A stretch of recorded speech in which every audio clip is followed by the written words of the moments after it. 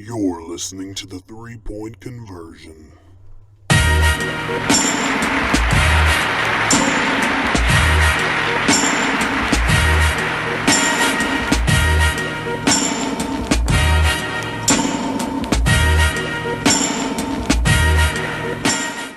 All right, everybody, welcome into the second episode. Today we're going to be breaking down the NFC South. And it's quite an interesting little division, and we've got a lot of stats and numbers for you, and a lot of personal opinion because, man, they're good, they're bad, they are what they are. We all love the Saints. We all hate to see the Falcons lose. Well, around here we do anyway. But anyway, guys, we are going to be taking a shot in honor of our first episode, which I think went over like a success. Boys, raise them high.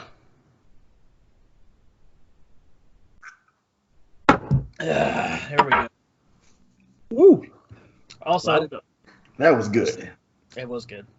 Just in case you guys didn't know, our new betting system that the guys and I have established, we were talking about it just before we went live, is to pay out a bet, you were going to have to start taking a shot at the beginning of every show. So, that's right. And we're going to try to do a lot of bets so that we can do that. So there will be a lot of shots. You lose a bet, down the hatch. All right, well, anyway, with the division leader, we have the New Orleans Saints, and Jeremy was kind enough to cover two teams this week, and he will be opening up with the Saints. All right, so yes, I'm going to start out with the New Orleans Saints. So they did win the division last year. They were 13-3. They had a good season. They got put out in the playoffs by the Vikings on a real controversial no-call push-off, and it was absolutely a push-off. We'll get into that. Their head coach, we'll go over who the coaches are and then just some kind of issues that they may have on offense or defense, which with the Saints isn't a whole lot. I mean, they only lost 3 games. We'll hit free agency, we'll draft action, and then we'll do some fantasy aspects, guys that are really good, and then we'll even sprinkle in a little IDP leagues. So that's defensive guys for you people that aren't woke yet on that. So anyway, so they are coached by Sean Payton, and Sean Payton's one of my favorite coaches in the NFL. He's a really brilliant offensive mind. He's probably top 3. You know, people always talk about it during the games. It's one of the favorite topics of broadcast about him and Drew Brees and how they really click together. And his offense is always real high-powered. His offensive coordinator is Pete Carmichael. So I know a lot of people, myself, for one, I never really thought about who their offense and defensive coordinators were. I'm not a huge Saints fan, but I do love me some of their players, fantasy-wise. I know normally when I think about their offense, I just think about Sean Payton because, like I said, he is kind of that offensive mind. So he's who I always think of. On the defensive side, you have Dennis Allen. And, this year, their defense was pretty good. It was really underrated. At 13-3, the only real knock that I would have on the Saints defense was they kind of let leads slip away.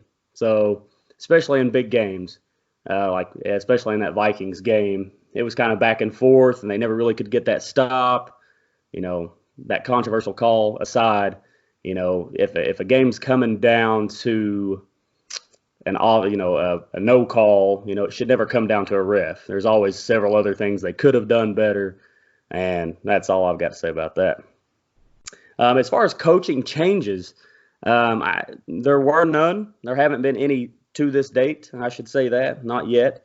I know that there's been several coaches that have interviewed and with several different teams last year and this year. But as of right now, I didn't see anybody that had left yet. Just some of the glaring issues that they're going to have to contend with is their cap space. So they don't have a whole lot of money to make a ton of moves. In case everybody missed it, Drew Brees did announce he's coming back. So that's good. However, he is a free agent technically, so they are going to have to figure that situation out, and I don't foresee him going anywhere else. I don't think the Saints are going to let him go. And I don't think he would have came back and played if he was going to ship off to another team. So I kind of mentioned it. Their defense failed in big moments, in my opinion. And then outside of the best wide receiver in the league, especially this past year, Michael Thomas, they don't really have a whole lot of help in the receiving game. So I'm going to run through real quick just some free agents of note. So like I mentioned, Drew Brees is the big one. You have to imagine he's coming back. Then you've got Teddy Bridgewater, so he's wanting a lot of money, so I'm pretty sure he's gone.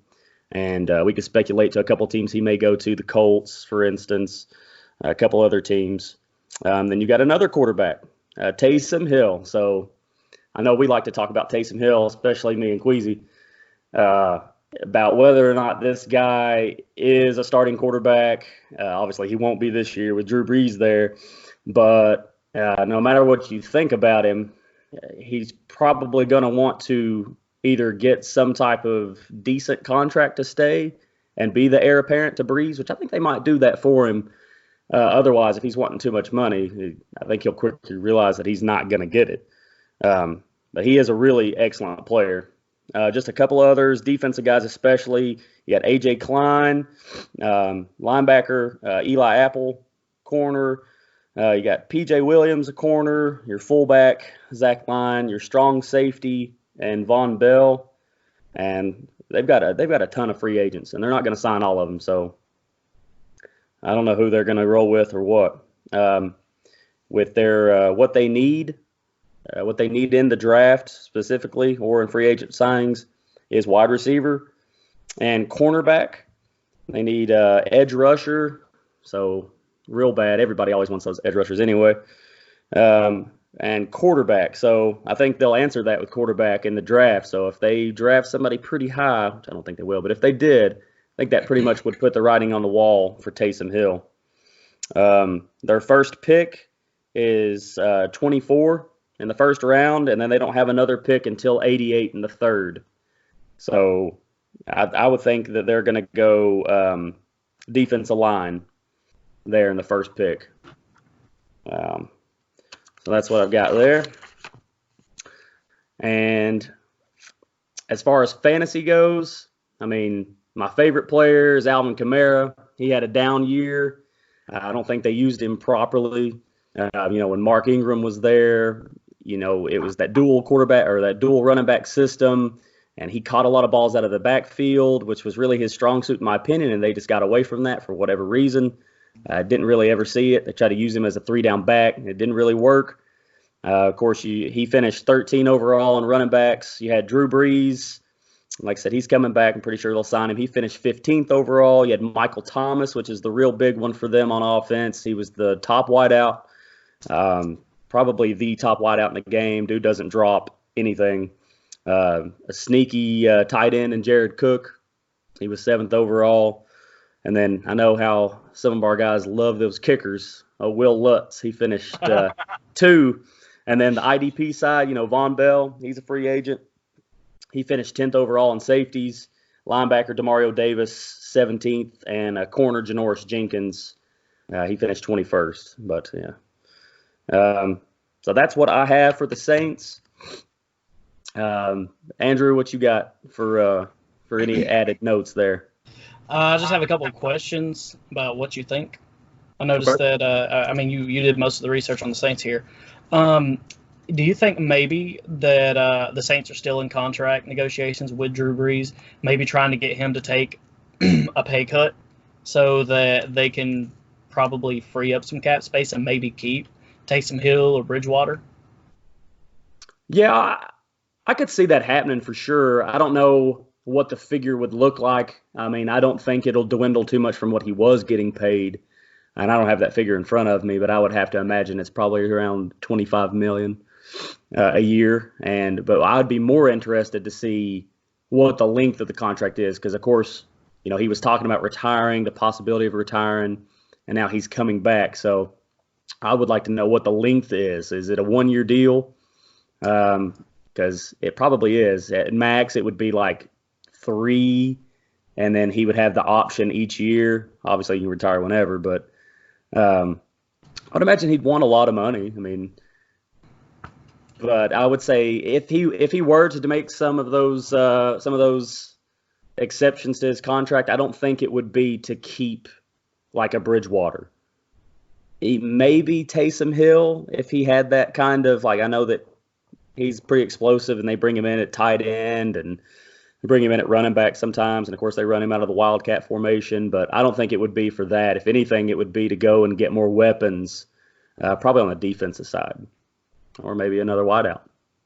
Well, follow up to that. Do you think, now we're assuming that Breeze signs a 1-year deal. Yeah.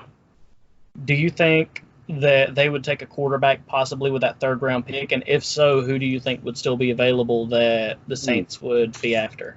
You know, there's a lot of guys, and yeah, they could. And they probably will. Like I said, I'd mentioned it. If they do draft a quarterback, even if it's pretty late, but if they draft a quarterback with that third pick, probably the writing's on the wall for Taysom Hill that they don't have the trust in him that he wants. But down to the 3rd, like maybe a Brian Lewerke out of Michigan State would be a guy that I would look at. You know, there's a lot of good quarterbacks coming out of here in this draft, but a lot of them I would think will be gone. Another sneaky one might be like an Anthony Gordon out of Washington State. So I think most of your other ones will be gone, like your Jordan Loves, your Easons, your Froms even. And, of course, your top guys are gone, you know, Burrow and such. They're not going to be there. Maybe Hurts. You never know. Hurts could slide to a 3rd. That would be No. That would be weird to see him in the New Orleans stadium. Well, I'm done. Queasy, do you have any questions for him? If they did get a quarterback on that 3rd pick, I do think it would be that guy from Washington State. He's pretty good. But what I was going to mention is they have Cameron Jordan, who was a beast last year. Defensive end. If they did draft a rookie defensive end, edge rusher, that's going to help solidify that defense and probably open up opportunities for him to also too, depending on how good that rookie is, of course. No doubt. I think it would, for sure. I don't know who they would look at per se, but anytime you have anybody that's just a really talented edge rusher, because most of edge rushing, while there obviously is some technique to it, a lot of it's athleticism. And, you know, most of those real good edge rusher guys are guys that are really fast for their size and do that rip maneuver and get underneath a really slow tackle. Mm-hmm. And, I mean, Cam Jordan's already a monster. So if you could get him freed up to do any more damage, it's only going to help. And that might be, I mean, I think the Saints are just maybe a player or maybe just a couple of plays away from being in the Super Bowl. And they need to strike while the iron's hot. That's for sure. They don't have a ton of time because as soon as Breeze goes, I think you'll start seeing a lot of their team go down. Yeah, I don't know how long Sean Payton's going to be coaching either. Do you have an opinion on what their record might be next year? I do. I think it'll be around the same. I think they have most of their pieces coming back that they want to. As far as who they might lose and free agency, I don't think it'll hurt too bad. They'll bring back their necessary pieces, and I could see them going anywhere from 11-5 back to another 13-3. I don't think they're the perfect season type of team. They'll lose a few, or you'll scratch your head like they did last year.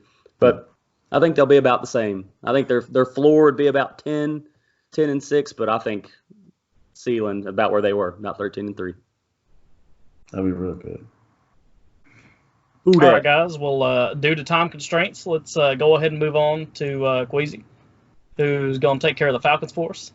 My Atlanta Falcons rise up, my favorite team. But with saying that, they did end the year at 7-9 last year, still second, but the record doesn't even show how bad they were last year because they went on probably a 3 to 4 game winning streak at the very end of the season just to make it that 7-9.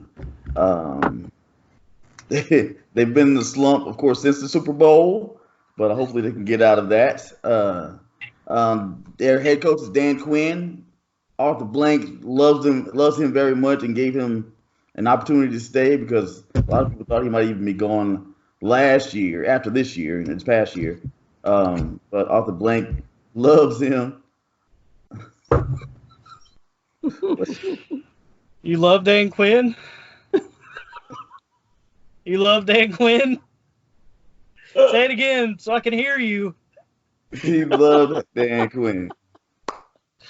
Drink up, Andrew. Cheers, Dan Quinn. I don't know what you fellas got going on, man. Yeah, so just to interrupt, Queasy, sorry. Andrew and myself had a bet that Queasy, because he's a Falcons fan, as soon as he mentioned Dan Quinn, within 10 seconds, he would mention how that dude should be fired. And I said you wouldn't, not within 10 seconds. And Andrew chose the under, so.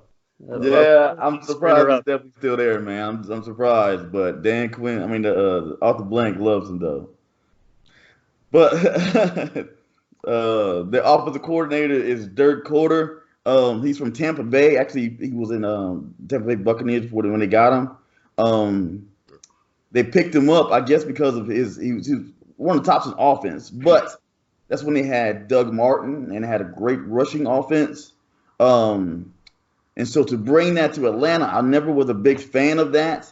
They have a huge weapon in their wide receivers, and I think I've spoke to you guys before where I've always liked the style of the Pittsburgh Steelers, where you had when they had Antonio Brown, they always seem to get him open. This is the top wide receiver in the game in the sense that Antonio Brown, and he would still end up being wide open a lot of the times.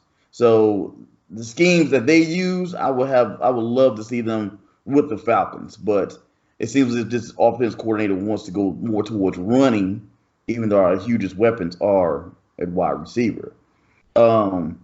Defense, we have Raheem Morris, great guy, but he's strong in the secondary. And we've always had a top secondary too. Keanu Neal is one of our top guys, but he constantly gets hurt a lot.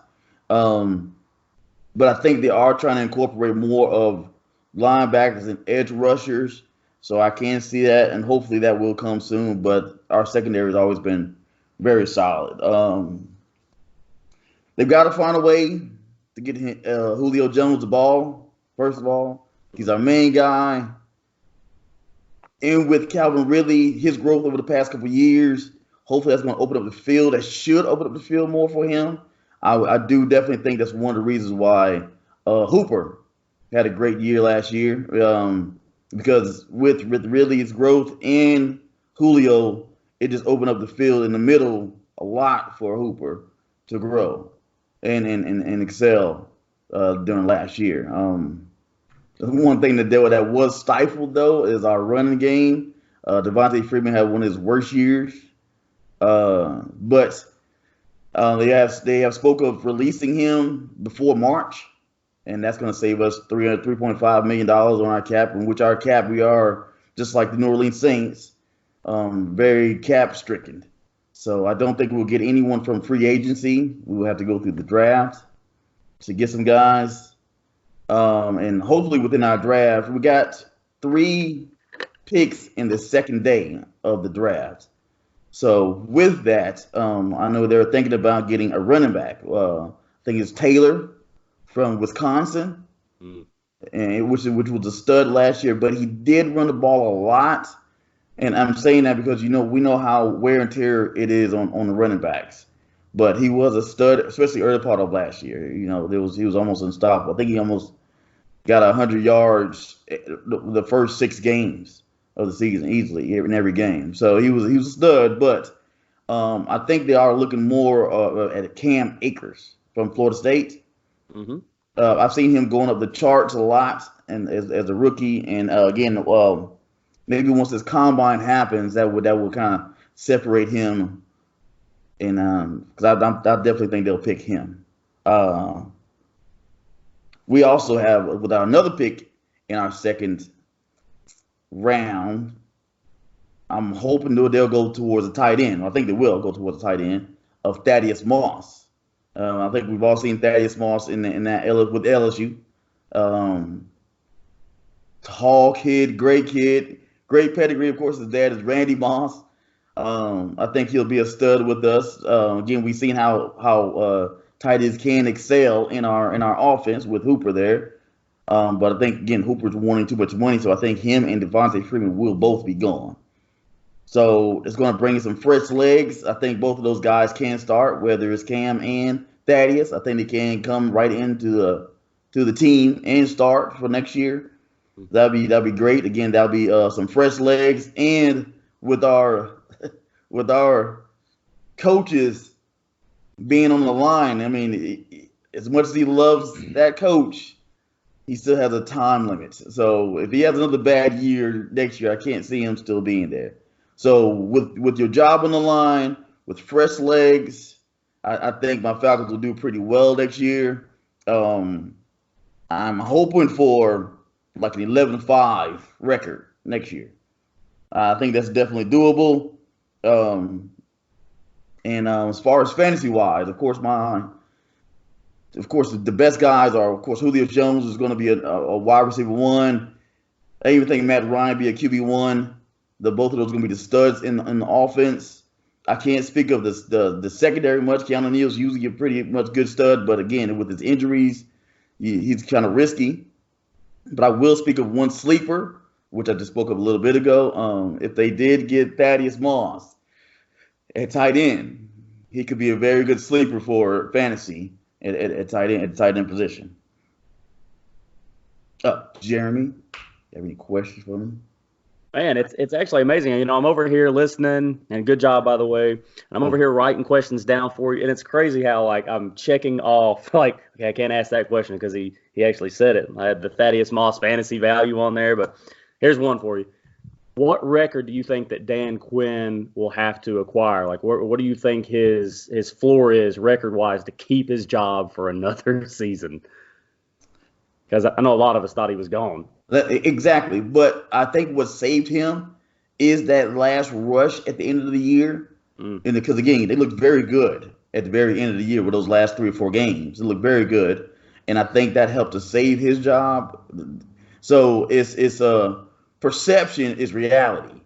So if they perceive that, you know, it looks pretty good or progressing in a sense, they're going to stick with him. But a losing record, anything less than 8-8, yeah, he's got to go. He's got to go. And they end up nothing less than second in the NFC South. Okay. I will give, you know, New Orleans a chance to be number 1, but anything less than 2 in the NFC South, if Tampa Bay or anyone else beats us, no, you got to go. That'd be bad. Yeah, it's been long enough. I just have one more question. Sure. So I know you talked about the draft. Where would you personally, especially as a Falcons fan, like to see with their first pick? Or would you rather see them like slide offensive side or defensive side? The defensive side. Okay, you want to see that, and you want to see that as an edge rusher? Edge rusher, because I think we were definitely lacking at that last year. Yeah. And again, I think we spoke on one of our last podcasts that defense can help solidify that offense, because again, I think that they have a lot of the weapons already on the offense, so they need to really amp up the line on the defense. Gotcha. Cool, man. Mr. Andrew. Yeah, buddy.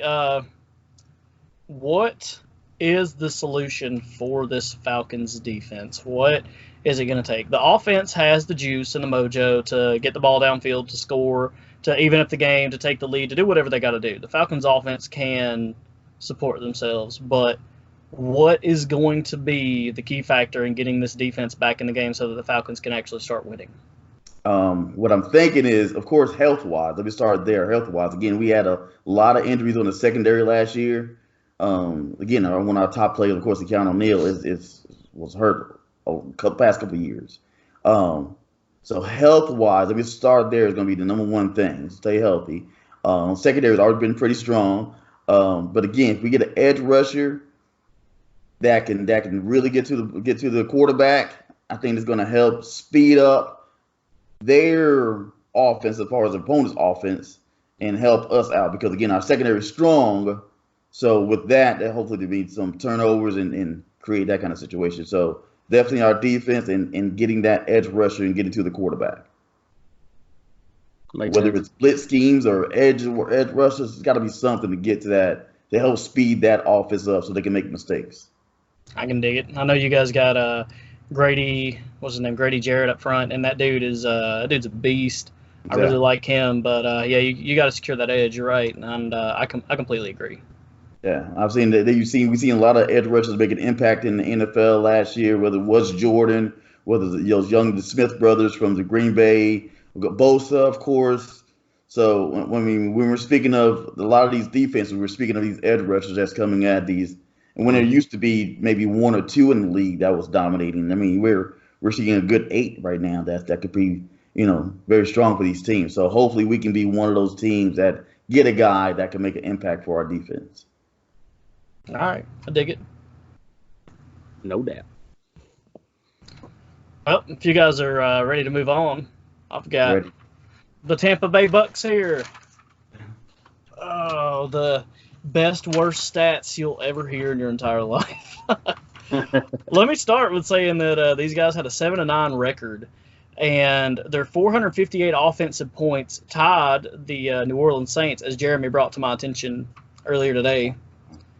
But for 458 points scored, they had 449 points against, which I think you can contribute a lot of that to the turnovers. Man, opposing offenses were just given really good field position, and they didn't really have that far to drive. But their record at home was 2-6, which is just terrible. Their coaching staff last year, they brought in Bruce Arians as a head coach. He was head coach of the Arizona Cardinals before that. And his assistant head coach, been with Bruce Arians for 11 seasons, and I'm only mentioning this because he's been with him for so long. I don't really think it's that important. Harold Godwin. Offensive coordinator Byron Leftwich, excuse me.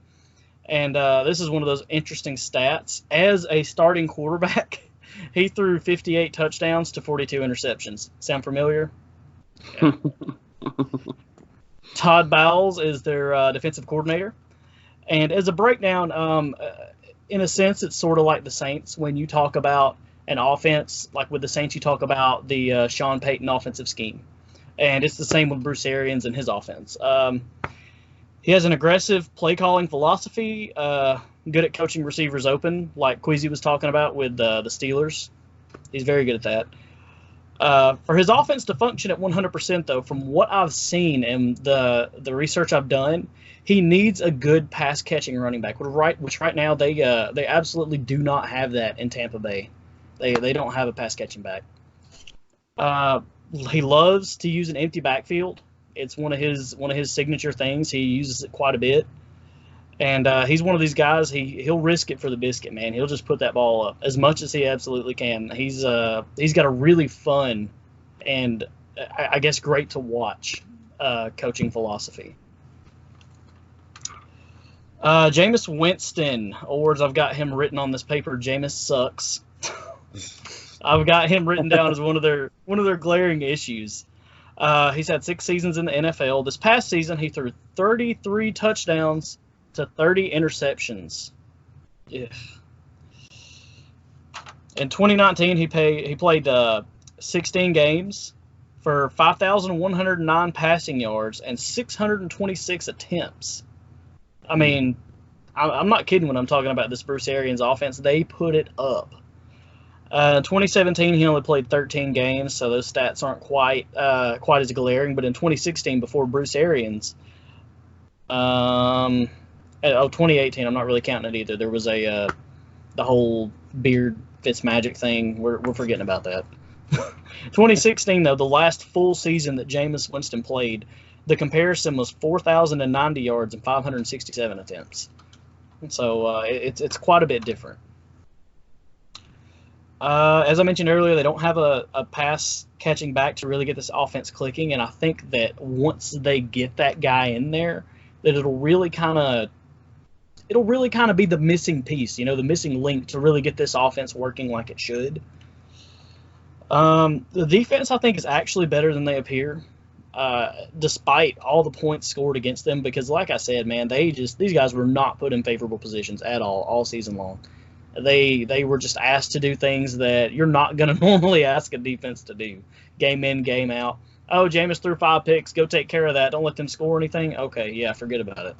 It's not going to happen. Their salary cap this year, what they're going to have free is $84 million.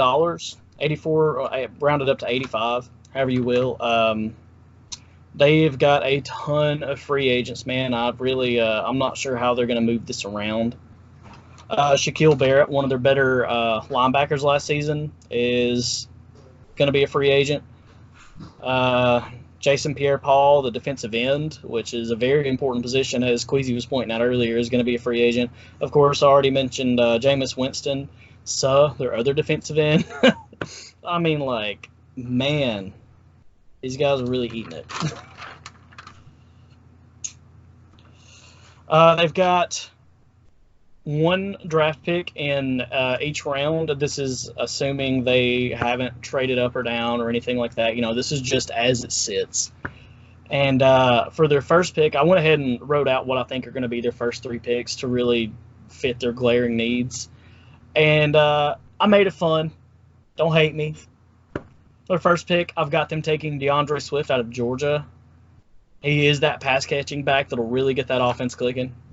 Their second pick, I've got them taking Jalen Hurts. Because get out of here, Jameis. We'll save that money. We'll replace you with somebody better, same skill set. And then their third pick, this is boring. I've got them taking Matt Pert, an offensive tackle out of Texas Tech. The guy had a really, really good showing at the Senior Bowl, and he had a really good senior season. And I think he's a perfect fit right here. They've got to bulk up that offensive line. Like I said, their defense, that may be where they have to pay out the money, if we're going to be honest. But their offense, man, they can bring in some rookies, they can move some things around, and they can make this work. And to further back up my DeAndre Swift claim here, where's it at? Peyton Barber, unrestricted free agent this year. Get him out of here. Don't need him. You'll keep Ronald Jones around. He can be your change of pace back. He's not bad. He's not awful, but he's not your starting back, man. Let's be honest. The quarterback position, as far as fantasy, holds high value in an Arians offense, really no matter who is at the helm. If Jameis starts, you're going to start him. He's going to throw a lot of passes. He's going to throw interceptions, but he's going to score a lot of touchdowns as well. Wide receivers, and specifically pointing at Godwin and Evans, benefit from the aired out mentality. I mean, those guys were number 2 and 3 this season. You supported 2 really high. Yeah, whatever. They were 1 and 2 there for a while. You supported two really high ranking wide receivers, and for that I congratulate you, Tampa Bay. Tight ends and running backs hold no steady value as of right now. I was really upset with how O.J. Howard was used this season. He barely touched the ball, and it was really disappointing. A lot of people took him fairly high as far as their fantasy draft. And as far as the running back fantasy value, this may change with personnel change. But as of right now, don't take a Tampa Bay running back.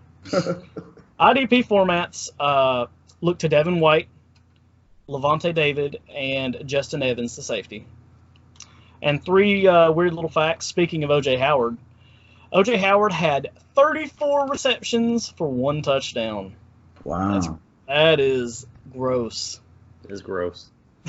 Their offense ranked 3rd in points scored versus 29th in points against. Despite being ranked 1st in turnover, the Bucs were surprisingly good in the red zone, ranking 4th with 64.8 red zone conversion.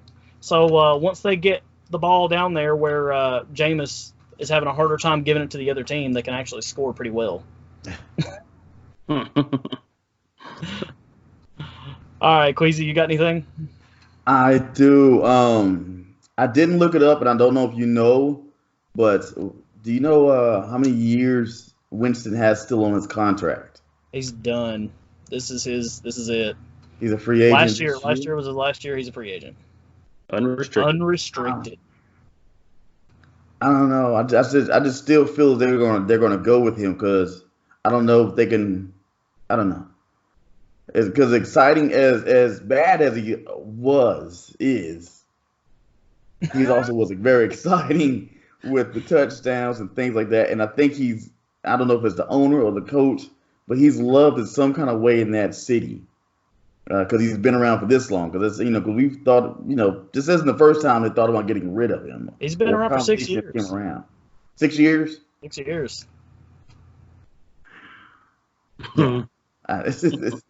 They got to do something, man. Whether it's a 1 more year thing, which I doubt they'll give him. Like franchise him 1 more year or something like that. But something's gonna happen. I don't think they'll get rid of him though. I think they'll still stick with him. Anything else? No, man, that's it. I'm trying to give Winston, the benefit of the doubt, man. I guess I'm trying it's to hard get to him. do. Jeremy, you got anything? Oh yeah, man. So I'm pretty sure that he's coming back. Like they're gonna re-sign Winston. But one question, I know there's a couple guys that'll jump for joy, and you're right. That's Godwin and Mike Evans. They just loved it. They didn't care. He was throwing interceptions other than the fact that they lost a lot of games, of course. But I know that a lot of Winston's problems, he threw a ton of interceptions, but most of them, if you look, were 5 interceptions in a game. And I think it's just when they got down real bad. I remember one game especially across the pond, and I was watching that game and I was horrified. And they left him in, so they have nobody. He came back in that game too. Did they? Did he bring him back in that game? I don't know. I don't remember. I just remember the interceptions. But what would you do? What would you do, Andrew, to fix all the interceptions? Because of course you still want to keep those high touchdowns. What would you do? Bring in another quarterback. Arians is going to throw the ball no matter what. No matter who the quarterback is. Oh, God, keep it Winston. What would you do to fix Winston? Would you bring in a quarterback? LASIK surgery. Yeah, so this offseason, he had LASIK eye surgery. So he basically said, I don't know who I'm going to out there. I can't see. I'm blind. Hey, y'all keep me around for 1 more year. Let me get that eye surgery we've been talking about. Look, guys, just imagine what can happen if I can actually see where I'm throwing the ball. Man. I think personally what will help a lot is a good run game. I don't know where they're going to get it. I don't know if they go free agent and get like a Melvin Gordon. Anybody's better than what they got. And I think it was pretty glaring that they had to throw it no matter what. I mean, obviously the defense is bad. They were put in bad situations a lot. But I saw them also for the big names that they had, especially on the front four. Like in Dominican Sue, that dude, he's gone. Get him out. He ain't doing nothing. Well, yeah. Listen, they need somebody. I love a good big free agency splash as much as the next guy, but with all these guys they've got to re-sign, the list is massive. Like you said, of course, with the Saints, they're not going to keep them all. Of course they can't keep them all. But they've got a lot of money to spend, and I don't think there will be a big free agency splash. This is why I think you've got to go with rookies. And you take a DeAndre Swift, or you take a trying to think of another really good pass catching back in this next class. Yeah, pull a pass catching back, man. Come on, that's really all you can do. You can save some money, and as far as quarterback goes, how much money is Jameis Winston really going to want? Obviously they haven't reached a deal yet. Do we know if they're even trying to reach a deal? I don't know. Nobody knows. Nobody knows what's going on inside that locker room right now. Sure. But you're right, though. The only way to fix the issues with Jameis Winston, if you do decide to keep him, is a solid run game, and for that you've got to bring in some sort of running back. You're not going to be able to afford a Melvin Gordon, or it's just not going to happen. I hate to say it. What do you think the chances would be of them going and doubling up on running backs? We've seen that happen before, even in the quarterback position with some teams. I think it was Washington a couple of years ago when they went RG3 and Kirk Cousins. I wouldn't mind seeing that personally. There's a lot of talented ones out there.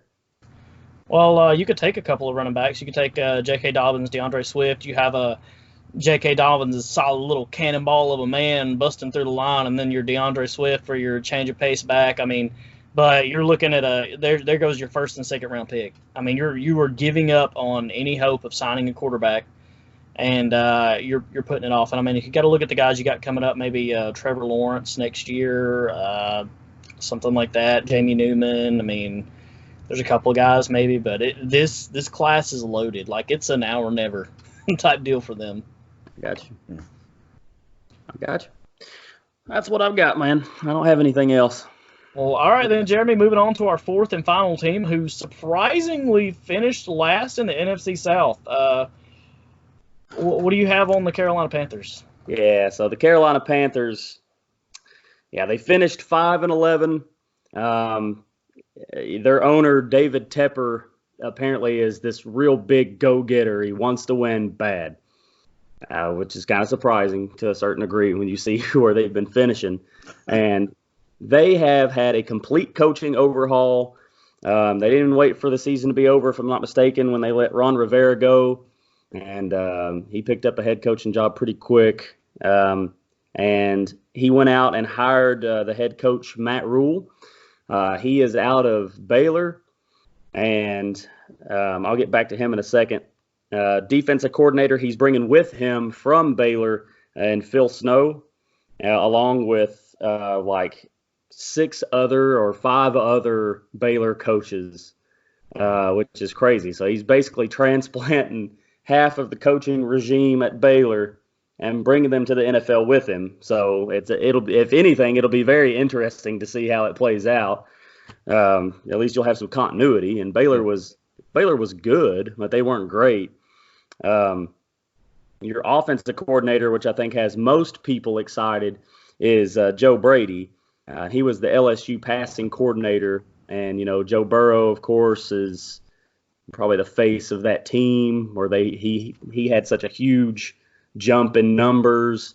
He went from like 24 touchdown passes in 2018 to 60 in 2019. So, is that Joe Burrow? Probably a little, but a lot of it is probably that system that he's brought there. And I know they're going to want that to follow right along into the Panthers. So in speaking about LSU, there's one big rumor I just want to talk about real quick, and that's it's gaining some legs. Apparently, T.J. Houshmandzadeh, the old running wide receiver, I think he used to play for Cincinnati and probably had a handful of other teams. He's a reporter now out of like FS1 Sports or something, and he's saying for a fact that Tepper and Rule and Brady, more so, are really wanting to trade up in the draft to get that first pick and get Joe Burrow. Oh yeah. Ooh, oh yeah. So man, if that really has any any truth to it, who knows? I know they would have to pay out the butt for it. I don't know if they actually have that to give up, because they'd have to give it all up. But from what I've been seeing with all my Panthers work here, is that it's a full rebuild. So when you hear full rebuild, to me, that means that all player personnel they can go at any moment. All trades are on the table. And as crazy as I would think to see it, I mean, Cam's obviously there. I'm not a huge Cam Newton fan. I think he had one good season. Aside from that, I know a lot of it's injuries. But like I heard somebody say today, everybody has an expiration date. If you go look at the milk in your fridge, it's got an expiration date. And sometimes it's just time to get rid of it and move on. I think that's probably what they've got going on right now and with their little regime. But so the Panthers, they have so many glaring issues that I almost needed another day plus to get all this done. Like I said, they're in a full rebuild. As soon as they hired Matt Rule, like 2 weeks later, maybe not even, Luke Kuechly up and holds a surprise press conference and says, I'm out. I'm retiring. And sure, he could be saying that because he's had a few concussions and he wants to be safe for his family and he's accrued a lot of money and it's time to step away from the game. But the feeling I got when I watched him in that press conference was that he really didn't want to leave, which makes me wonder, were they going to try to trade him? Because maybe his heart was just in Carolina and he said, screw it. If I'm not going to be in Carolina, then I'll just retire, which could be. I mean, whatever you want to try to guess here is as good as anybody else's. But, with him gone, their defense was already pretty bad. They were 5-11. Really, the only good thing they had going for them was run CMC. So Christian McCaffrey had maybe one of the best fantasy seasons for a running back. I know he was at least in the discussions for MVP. Dude was amazing, and he was basically their entire offense. Cam, like I said, he's always hurt. He never really finishes a season. They're really bad on defense. And so with Kuechly gone, I know that Phil Snow, I think he also runs a 3-4 system, so they need that big defensive nose tackle. And they need really effective defensive ends and a lot of linebackers. And apparently their linebacker core is really thin. So, I could go on and on with their glaring issues. I know one of their best linebackers from last year was Bruce Irvin, and they're talking about letting him walk. Wow. And right after Kuechly, you would think that you would want to keep as much of your linebacker core together, especially if they were productive, which he was. I think he had like 8.5 sacks or something, which is pretty good for an interior linebacker. Their line's not great defensive. They're just real bad. And Cam still has at least, I need to look, I think it's either 1 or 2 more years. I know that they're talking about trading him.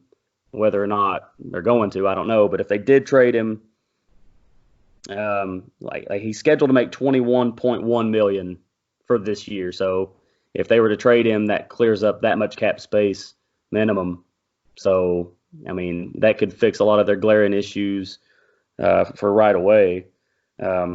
I know that even in the quarterback position, they still have a lot of problems because they brought in Kyle Allen, and he had like a 2 or 3 game stretch where I think everybody was like, hey, this kid, he might be it. Like, bye, Cam, here's our guy. And then reality kind of set in, and he was just some guy, which happens a lot. Maybe the kid's really good, and he just it all caught up to him. But either way, you've got some quarterback issues there. As far as team needs, like what they need, you name it. They've got corner issues out the butt. So more than likely their first draft pick is going to be a corner. From what I saw is almost an unbelievable to look at is they have 2 corners on their roster. 2. 2. That means the rest are either free agents or they're gone, And I know one of those is James Bradbury, and he's a veteran cornerback, and I think from everything I've seen, he's gone. And that's what I keep seeing. So I really just wonder, like, what are they going to do? Are they just going to draft and just have this really terrible team and just try to build for the future, try to play for, a good quarterback next year? Or I really have no clue. And that's the way it looks. It almost looks like they're already ready to tank. Apparently, David Tepper had written this letter to the fan base almost saying that he is sorry about the upcoming season, but please still come. Like, that's the way it looked. But just some of the team needs aside from that glaring cornerback. D-line's not good. Interior offensive line needs work. Their linebacker core is decimated. They don't have any real great edge rushers. There's a reason these guys went 5-11, But mostly where they need it is that linebacker core, the lines of scrimmage, and corner. And then depending on what they do with Cam, quarterback. Their free agents of note, especially, and you'll see his defense, Mario Addison, Bruce Irvin, Gerald McCoy, Kyle Love, Vernon Butler, James Bradbury. They have Chris Hogan, if you remember him fantasy-wise. He was like that 3-tier wide receiver that kind of disappeared. A couple of guards on the offensive side that they'll probably let go and try to draft somebody. Their first pick, they're picking 7, and it looks like they're going to take defensive tackle. That's what I've been seeing, is defensive tackle. It's probably not a bad idea unless they trade up, which, I love me some drama sometimes, and I love it in the way of football. And if they were to trade, say, Cam Newton, their 7th-round pick, and a 2nd-round pick to go up and get Burrow, I mean, if you're Cincinnati, would you take that? I probably wouldn't, but you never know what teams are thinking. As far as fantasy standouts, the list is short. It's very short. So Christian McCaffrey, running back number 1, fantastic running back, needs a lot of help. You have a real talented wide receiver in DJ Moore, and he turned out real well last year. Had him personally, finished 12 overall.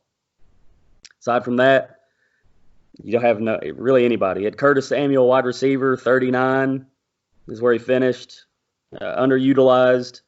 Cam Newton, of course, he was hurt, so he finished 48. Like I said, Cam's probably, in my opinion, he's probably done. He'll go somewhere. He'll still play. He's really talented, but you can't have any production if you don't see the field. So defensively, they didn't really have anybody that stood out. Eric Reed, that was it. So, and that's what I've got on them. I'm pretty sure that they're either in tank mode or they're going to have like the biggest surprise seasons with nobodies ever. But one more quick thing, Matt Rule, their head coach. Okay, in college, he was 47 and 43 as a head coach. Not that great. Okay, he was Temple head coach for 3 years, where he went 2-10 his first year, 6-6 his second, and then 10-4. I'm sorry, he was there for 4 years. 10-4 his third year, and 10-3 his fourth, which jettisoned him up to the Baylor head coach, where he was there for 3. His first year, they went 1-11. Second, 7-6. Third, 11-3. So he went off of that 11-3 and then got a head coaching job in the NFL. I mean, along with what he has, to me, it looks like the Panthers are going to be pretty bad for a couple of years. I mean, that's what his resume says, what he's got on his team. That's what it looks like. I don't know how you help out Christian McCaffrey and DJ Moore because it seems like that's all they got. But that's what I've got. What do you guys have? Let's see. Queasy, what you got for me, bud? It definitely sounds as if the coach is going to need 3 years to build that team. And it sounds like that third year they're going to be in the Super Bowl from his track record. At least playoffs. But other than that, I do think they're going to be past Cam Newton, but I didn't know his contract was going to be still that long. I didn't know he was still under contract for like 2 more years. Mm-hmm. But from all communication and from what I've heard, it does seem as if they're past Cam Newton. And I don't even think he would want to be there to go through a deep rebuild. I mean, it seems like he took his time to get healthy this time, fully healthy, because he's played a lot hurt. And then to go through a rebuild is something pretty horrible. So I don't know. I would think he would want to go, and I think they would want to be done with him too. And he has a great contract to be traded too. He's on one of the highest paid quarterbacks.